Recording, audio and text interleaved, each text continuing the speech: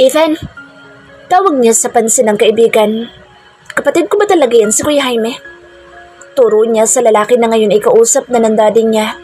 Sige na lang yan, ang higpit eh. Sana babae na lang kapatid ko. Bakit? Tingnan mo yan, lagi nakatingin sa atin, nakakainis. Pareho lang naman kayo eh.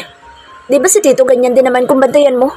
Kahit nga ubod na ng tanda, todo eksena ka pa rin lalo na kapag kinakausap nila ang daddy mo, di ba? Mga praning kasi kayo. Napairap siya sa kawalan. Mas malala naman ang kuya ko. Kakagising ko lang, gusto na kaagad akong patulugin. At saka sa pamilyang to, napansin ko ako lang talagang matino. Tinawanan siya nito. Matino ka? Walang matino sa pamilya niyo. Lahat kayo mga Napatigil ito sa pagsasalita nang mapansin itong papalapit sa direksyon nila ang gurang niyang kapatid. Bago pa man ito makalapit sa kanila ay naglakad na sila ni Ethan papalayo. Hating gabi na nang mapagdesisyonan ni Daphne na umuwi na. Inintay niya munang makaalis ang kapatid niya bago siya umuwi dahil siguradong mag-uusisa na naman ito. Medyo nakainom na rin kasi siya kaya nakakaramdam na siya ng kaunting pagkahilo. Ethan, uwi na ako. Tinapunan siya nito nang nagtatakang tingin. Saan ka uuwi? Nandito ka na sa bahay niyo kaya saan ka pa uuwi? Ngumuso siya. Doon sa kondo ni Joshua. Bakit doon? Ihatid mo ko? Utos niya rito. Bakit kita ihatid? Kaya mo namang umuwi, di ba? Sinamaan niya ito ng tingin at pagkatapos ay tumayo na siya. Halos silang dalawa lang kasi ni Ethan ang gising. Kahit masakit sa tenga ang boss nito habang kumakanta ay hinahayaan na niya. Kahit pawis na ito sa suot nitong costume, ayaw pa rin itong magpalit ng damit. Isip bata talaga. Inalalayan pa siya ni Ethan ngayon na ikinaiinis niya.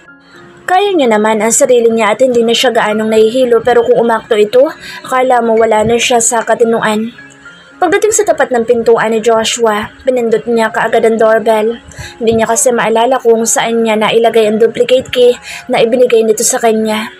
Isang pindot pa lang ang nagagawa niya nang bumukas ang pintuan at bumungad sa kanila ang nakasimangot na muka na Joshua. Pwede ka nang umuwi, Ethan. Salamat sa paghatid. Pero imbes na sundin siya ay tumingin pa ito kay Joshua. Kumusta ka pare? Tanitigan lang ni Joshua ang kaibigan niya at hindi ito binating pabalik. Sige na Ethan, umuwi ka na. Mariin niyang utos dito. Napansin niya kasing nakakuyom na ang mga kamao ni Joshua. Tumango naman ito pero bago ito umalis ay hinalikan muna siya nito sa noo. Nang mawala na sa paningin niya si Ethan, sa kanya hinarap si Joshua. Saan ka galing? Tanong kaagad nito sa kanya. Hindi niya pwedeng sabihin dito na may bahay sila. Magagalit ito at palalayasan siya nito panigurado. Umatan lang ako ng birthday. Birthday kasi nung lalaki nagatid sa akin. At saka best friend ko yun. Noong oras ka umalis, bakit hindi ka nagpaalam sa akin? At bakit uminom ka ng alak? Sinabi ko bang uminom ka kasama ng lalaking yun? Sunod-sunod nitong tanong sa kanya habang salubong ang mga kilay nito. Kunti lang naman ang ininom ko. At saka best friend ko naman yung kasama ko eh. Napensa niya sa sarili. Halos mapalundag siya nang bigla itong sumigaw. I don't care. Kahit na best friend mo pa siya, Daphne. Ayoko lang na sumama ka sa kung sino-sino lalaki. Best friend ko siya, Joshua. At hindi ko sino-sino lang. May hinahon niyang saa dito. May punto naman talaga ito para magalit dahil hindi man lang siya nagpaalam pero parang laki naman yata ng galit nito sa kanya. Magtapat ka nga sa akin. Nagsaselos ka ba kay Ethan? Mukhang nagulat naman ito sa naging pahayag niya dahil hindi ka agad ito nakahuma. Pero kalaunan ay nagsalita din. Ako? Nagsaselos? Nagpapatawa ka ba? Napasabunot pa ito sa sariling buhok. Anong gusto mong palabasin? Na may gusto ako sa iyo ha, Daphne? Ganun ba? Oo. Aakto ka ba ng ganyan kung wala kang gusto sa akin? Lagi mainit ang ulo mo kapag kinakausap ko ang best friend ko, di ba? Kaya anong iisipin ko? Lumapit sa kanya si Joshua hanggang sa halos magdikit na ang mga labi nila. Hindi ako magkakagusto sa iyo kahit tayong dalawa na lang ang tao dito sa mundo. Pang-insulto pa nito. At kahit ialay mo pa yung katawan mo sa akin, hindi kita papatusin. You know why? Dahil may landi kang tinataglay. At kahit maglakad ka nang nakahubad sa harapan ko, hindi man lang ako maapektuhan sa presensya mo. Sigurado ka ba sa mga pinagsasabi mo? Mariin niyang tanong sa masungit niyang boss. Yes, dahil hindi ikaw ang tipo ko. Pabulyaw nitong sagot sa kanya.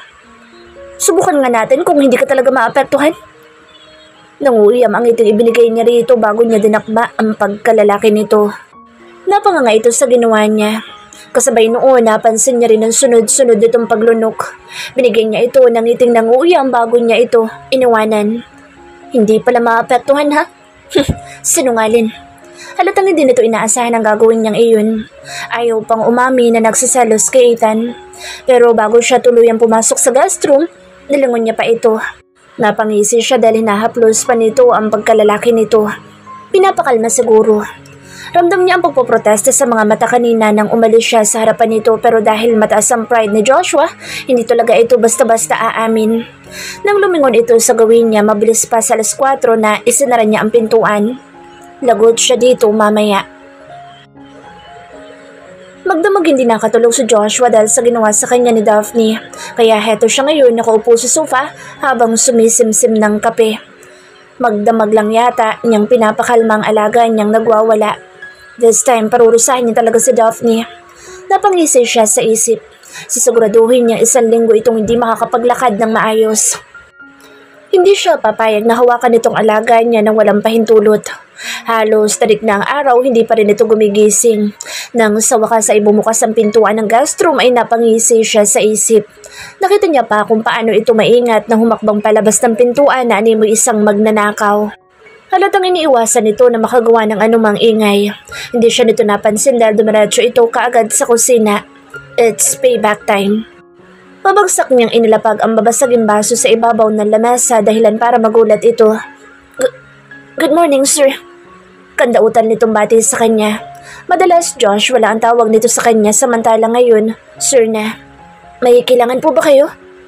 Hindi siya sanay sa pagiging magalang nito. Hindi rin ito makatingin sa kanya ng diretso. May kailangan po ba kayo? May ipapagawa po ba? Gusto mo po ba ng kape? Go to my room. Malamig niyang utos dito. Bakit? Pumunta ka sa kwarto ko dahil may ipagagawa ko sa'yo. Bakit sa kwarto mo pa? Pwede naman dito sa kusina o di kaya sa sala. Katwiran nito sa kanya. Hindi talaga ito nauubusan ng sasabihin. Pumasok ka sa kwarto ko. Yun ay utos at hindi pa kausap. Now, kung ayaw mong sumunod sa akin, lumayas ka na. Bulyaw niya rito habang maras na sinusuklay ang kanyang buhok gamit ang sarili niyang palad. Oo na. Dahan-dahan ito naglakad pero kalaunay tumakbo ito nang mabilis papunta sa direksyon ng banyo. Bigla siyang natawa sa ginawa nito. Ang lakas ng loob nitong hawakan ng alaga niya tapos ngayon takot naman pala. Mukhang wala pa yata itong balak lumabas sa banyo dahil halos kalahating oras na itong nasa loob. At dahil mukhang bukas pa yata ito lalabas sa banyo, kaya naisipan niya magtungo muna sa sarili niyang kwarto para maligo. Meron naman kasi siyang sariling banyo sa loob ng kwarto niya. Pagkatapos niyang maligo, halos mahigit 1 oras pa siyang nanatili sa loob ng kwarto niya. Nang makaramdam ng gutom, saka lang siya lumabas mula sa kwarto niya. Pagdating sa kusina, nagulat siya dahil maraming pagkain ang nakahain sa mesa. Kain ka na, sir. Kanina ko pa po kayo iniintay na lumabas sa kwarto niyo. Lumamig na tuloy itong mga niluto ko. Nakanguso nitong reklamo sa kanya. Ano kayang nakain nito? Himala yata. Napakabait yata ngayon ng babaeng nasa harapan niya. Ipinagila pa siya nito ng upuan. Umupo ka na. Gusto mo ba subuan pa kita? Sinandukan na rin siya nito nang kakainin niya bago ito nagsandok ng sarili nitong pagkain. Kumain ka na. Nakangiti nitong utos sa kanya. Kapag ang tao talaga may ginawang kasalanan, bumabait. Anong meron? Parang hindi si Daphne ang nakikita niya ngayon sa harapan niya. Parang ibang Daphne ang nasa harapan niya sa mga sandaling ito. Hindi niya kasi masabi kung anong sumapi dito. Dahil mukhang nasobrahan ito sa pagiging mabait. Kailangan ba lahat ng gagawin ko may dahilan? Taas ang kilay nitong tanong sa kanya. Ito ba yung kapalit sa paghawak at pagpisil mo sa alaga ko kagabi? Ano? Ano ba sinasabi mo dyan?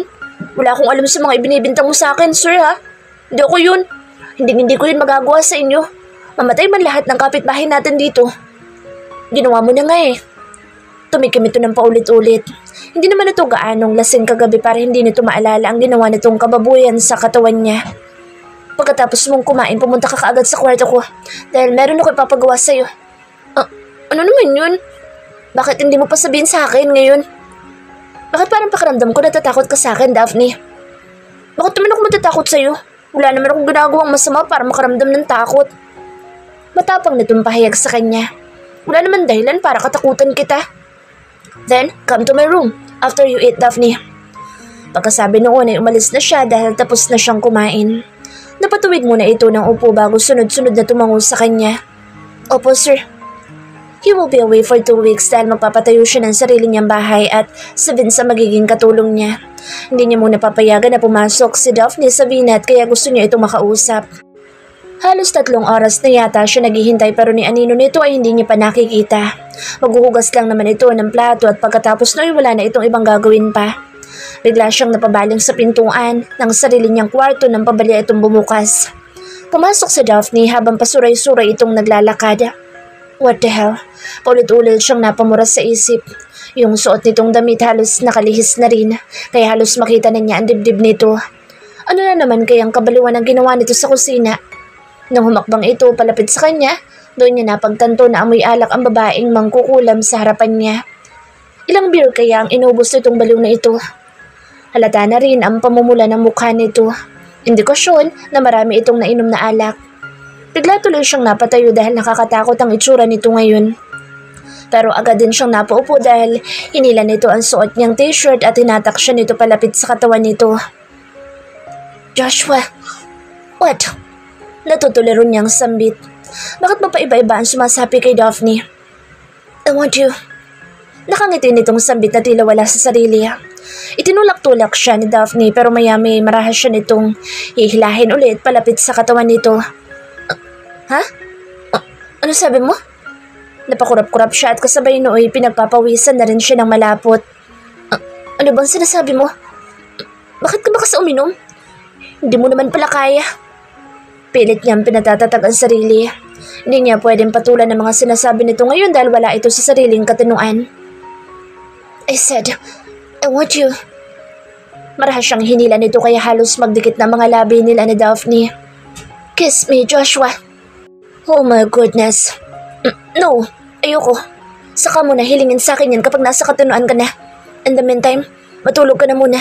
Bukas na lang tayo mag-usap. Pagtanggi niya sa gusto nitong mangyari. I said, I want you. Bulyaw nito na tila nauubusan na ng pasensya. Nakainom lang ng alak, naging manyakas na. Hindi niya tuloy mapigilan na hindi mapatingin sa mapupulan nitong mga labi. Pilit niyang kinukumbinsi ang kanyang sarili na hindi pwede at hindi dapat dahil hindi niya pwedeng samantalahin ang kahinaan nito. Ayaw mo? Mataray nitong tanong sa kanya. Hell, he wanted to kiss her and take her now pero kasi hindi siya pwedeng magpadala sa tukso. Hindi naman sa ayaw ko kaya lang, lasing ka. Baka bukas pagising mo sisihin mo ako at ayoko mangyari iyon. Why? Hindi ba ako maganda? Ano bang mga tipo mo? Habang tinatanong siya nito, unti-unti na nitong hinuhubad ang mga saplot nito dahilan para manlaki ang kanyang mga mata. Ang init ang pakaramdam ko. Wika nito sa mababang tinig. Maligo ka kasi. Kulang ka lang sa ligo kaya ka naiinitan, Daphne. Payo niya rito pero yung mga mata niya ay nakatitig sa magandang tanawin na nakabalandra sa harapan niya, partikular sa gitnang bahagi ng katawan nito. Umiling-iling ito. Kakaligo ko lang, Joshua, bago ko pumunta dito. Nang sa wakas ay mahubad na nito ang sarili mga saplot, bigla siyang tumalikod para hindi siya matukso na galawin ito ngayon. Napaupo siya sa kandungan nito nang hatakin nito ang short niya at bigla nitong hinawakan ang alaga niya. Ulit. Langya talaga. Sa pagkakataong iyo'y hindi na siya nakapagpigil pa. Hinarap niya si Daphne at kagaya nito'y naghubad na rin siya ng kanyang mga saplot. Kahit pareho na silang hubot-hubad, parang ayaw pa rin niya itong sunggaban.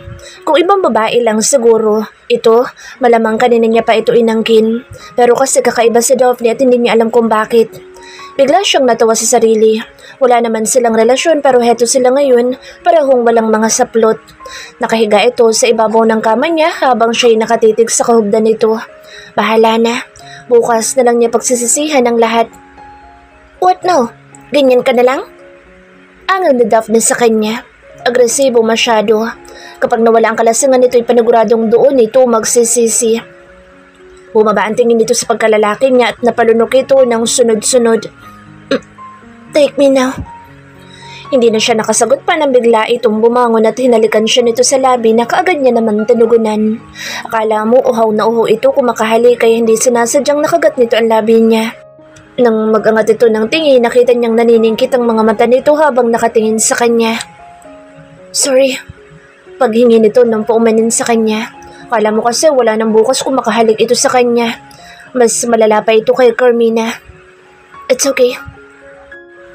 Take me now, Joshua. I can't take it anymore. Anito sa desperadong tinig. Don't move. Relax. We'll get there.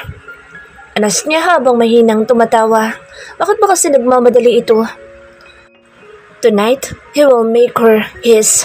Bukas, siguradong magbabago na ang lahat sa pagitan nilang dalawa ni Daphne.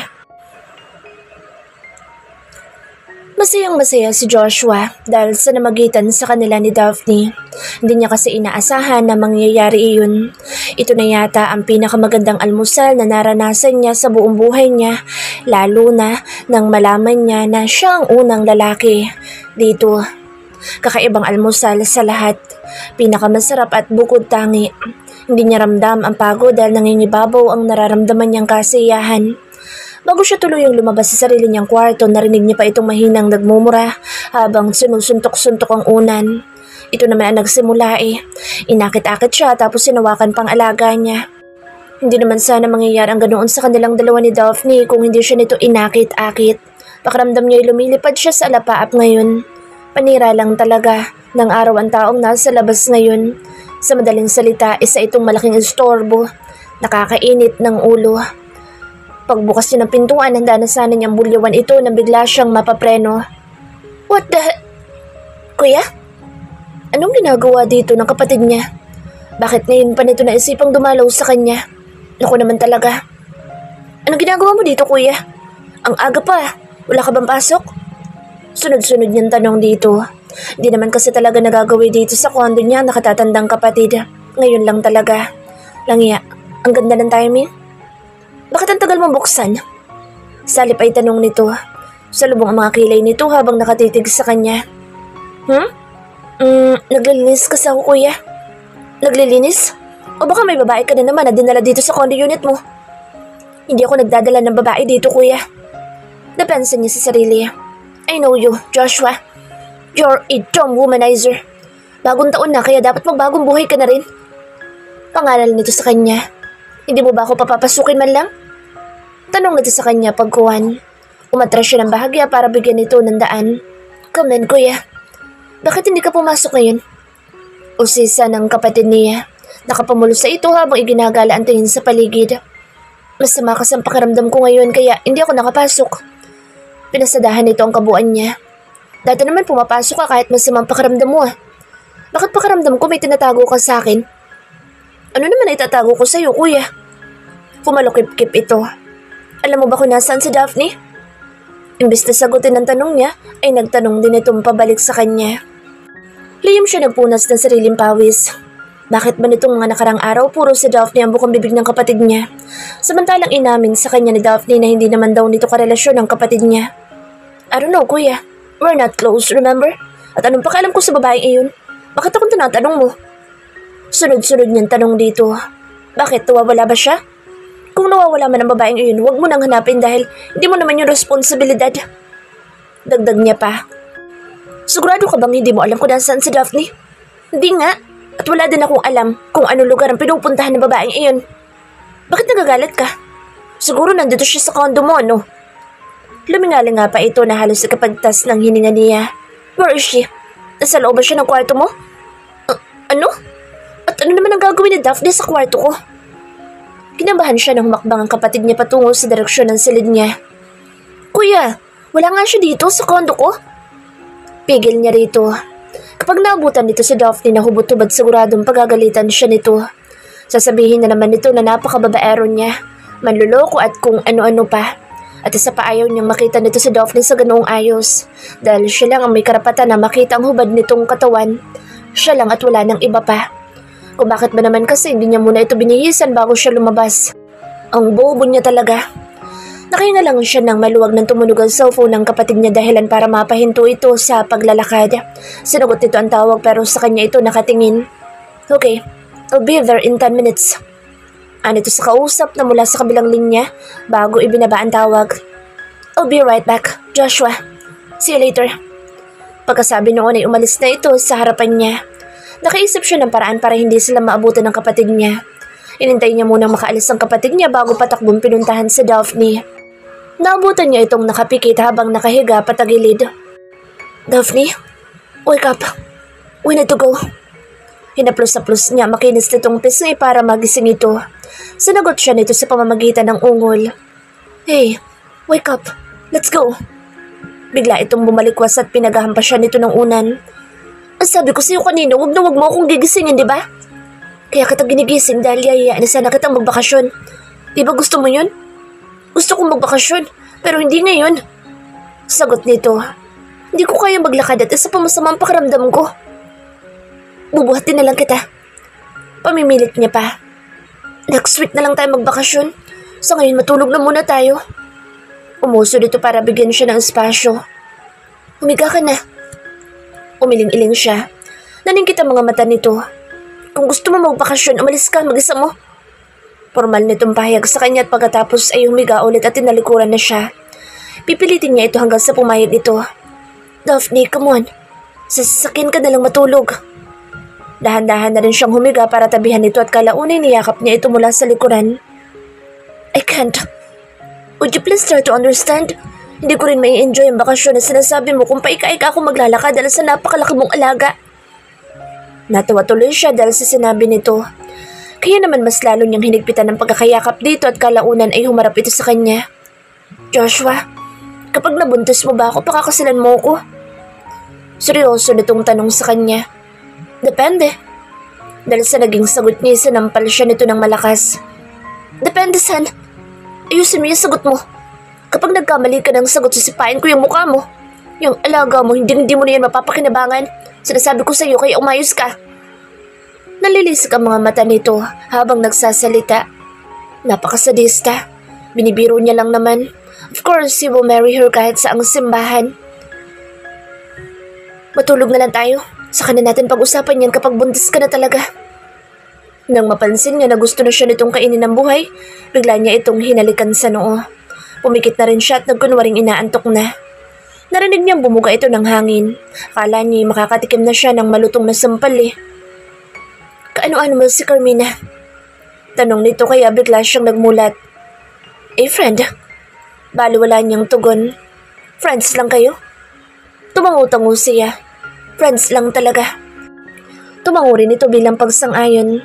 Alright, from now on, I don't want to see you with another girl. Matanda man yan o bata, may ngipin man o wala. I don't want to see you kissing another girl because you're mine exclusively. Naintindihan mo ba? Siya nga dapat na nagsasabi noon eh. Bakit mapakaramdam niya si Daphne pa ang mas lalaki sa kanilang dalawa? Hindi kaya kawawain lang siya nito pagdating ng araw na magsasama na sila? Magsasama? Hindi niya pa nga sigurado kung sila nga ba talaga hanggang sa huli. Baka mamaya kagaya lang ito ng mga babaeng dumaan sa buhay niya. Bakit ang tagal mo sumagot? Tanong nito sa kanya habang nakasimangot. Kinurot din siya nito ng pino sa bandang tiyan niya. Sa'yo lang ako. At gusto ko'y ganun ka rin sa akin. Ayoko na makita kitang may kausap na lalaki, kasama o ano pa man. You're mine, and I'm yours, too.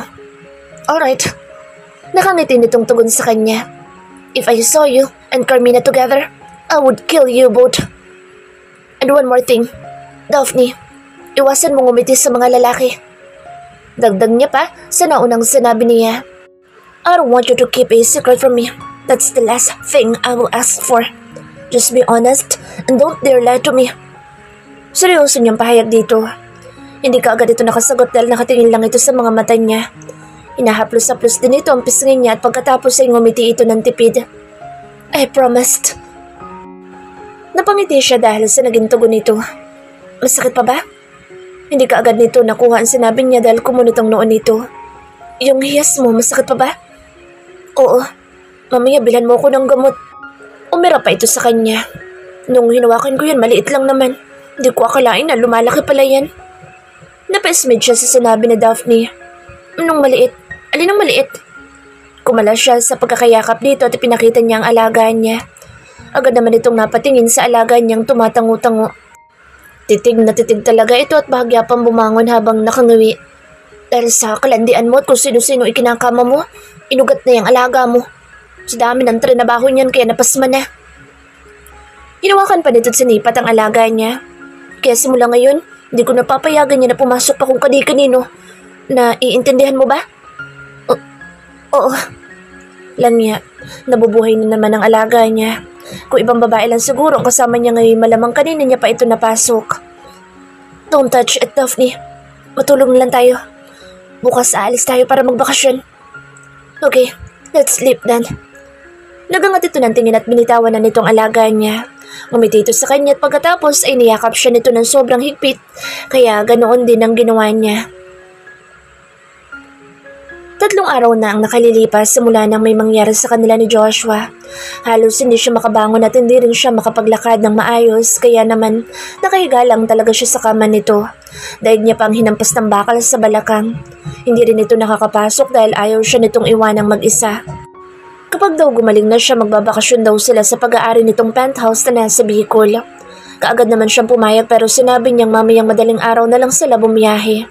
Simula nang may mamagitan sa kanila ni Joshua, parang nagbago na ang lahat sa pagitan nilang dalawa.